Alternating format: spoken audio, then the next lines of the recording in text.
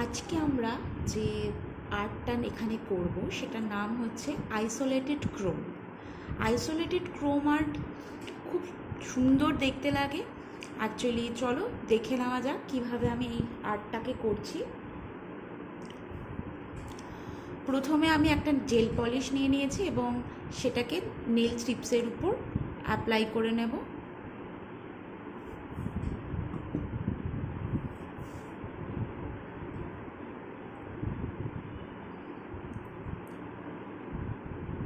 এটা একটা ওয়াইন শেডের উপর নেল পলিশ।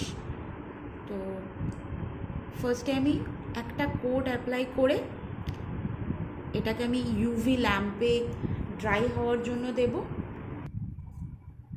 ইউভি ল্যাম্পে ড্রাই করা হয়ে গেছে এবং এটির উপরে আর একটা কোড আমি দিয়ে দেব। এতে কি হবে, কালারটা অনেক বেশি সুন্দর দেখতে লাগবে।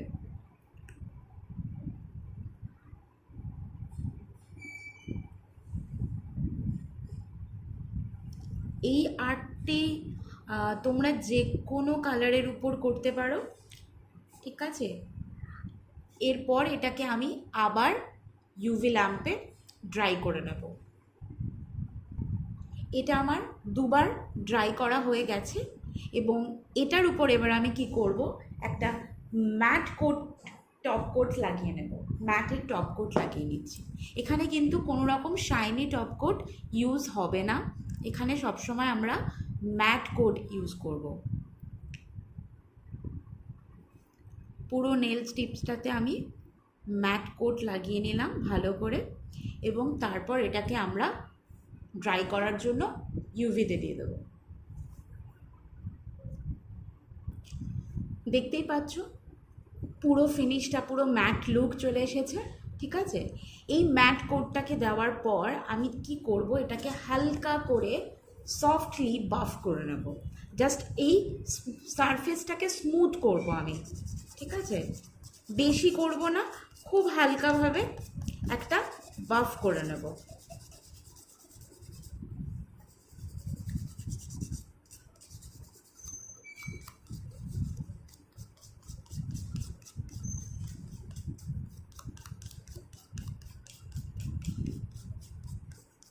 দেখো সারফেসটাকে আমি এটাকে রাফ বানিয়ে নিয়েছি। এরপর আমি কি করব, এটার উপর ব্ল্যাক জেল পলিশ থেকে দিয়ে একটা নিজের পছন্দের মতো যে কোনো রকম ডিজাইন তোমরা করতে পারো। এখানে আমি একটা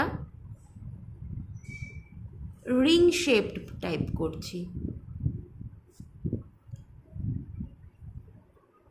তোমরা চাইলে এখানে যে কোনো শেপ করতে পারো।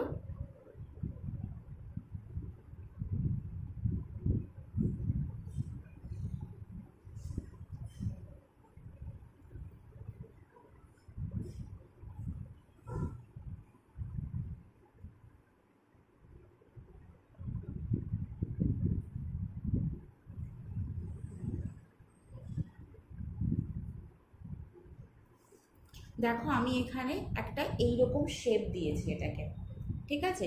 এটা করার পর আমি এটাকে আবার কিওর করে নেব।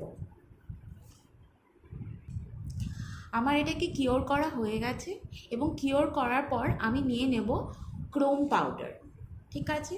তোমরা তোমাদের নীল পলিশ বা জেল পলিশের কালার অনুযায়ী ক্রোম পাউডার নিতে পারো।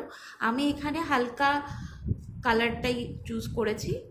এটাকে আমি কোনো ব্রাশের সাহায্যে অ্যাপ্লাই করব না, আমি এটাতে আমার আঙুল দিয়েই এটাকে ইউজ করব এবং খুব সামান্য পরিমাণে আমি এখানে আঙুলে নিয়েছি মাথায় নিয়ে আমি জাস্ট এটার উপর এটাকে রাব করে দেব।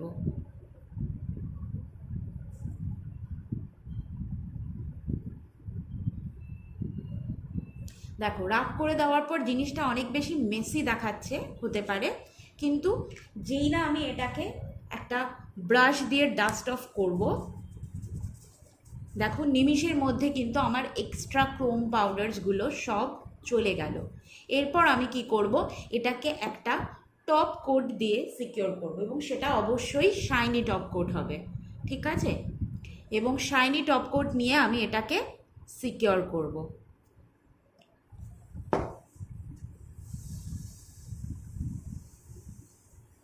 পুরো নেলসে ভালো করে আমি শাইনি টপ কোট লাগিয়ে দিলাম।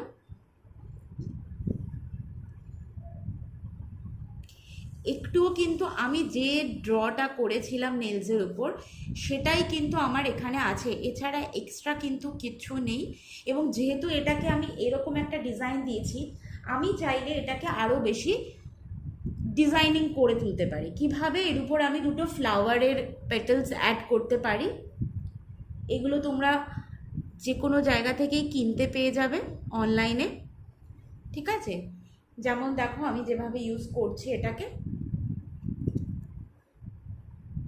আমি এখানে এই ফ্লাওয়ার দুটোকে পাশাপাশি বসিয়ে দিয়েছি। এবং অনেকেই হয়তো ভাববে যে এটাকে আবার আঠা দিয়ে লাগাতে হতে পারে বা কিছু হতে পারে, কিন্তু আমি এটাকে শুধুমাত্র টপ কোট দিয়েই কিন্তু সিল করে দেব। And trust me, top coat দিয়েই জিনিসটা কিন্তু খুব ভালো সিল হয়।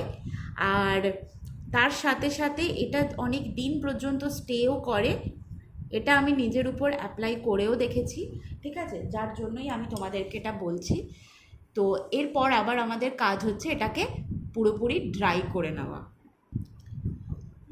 আমার ড্রাই করা হয়ে গেছে, তো তোমরা দেখতেই পাচ্ছ জিনিসটা কতটা সুন্দর লাগছে, ঠিক আছে? এই ক্রোম ওয়ার্টের সাহায্যে আমরা বিভিন্ন রকম ডিজাইন করতে পারি এবং বিভিন্ন রকমের শেপও দিতে পারি। তো আজকে ক্রোম আর্টটা তোমাদের কেমন লাগলো অবশ্যই আমাকে একটু জানাবে। Thank you.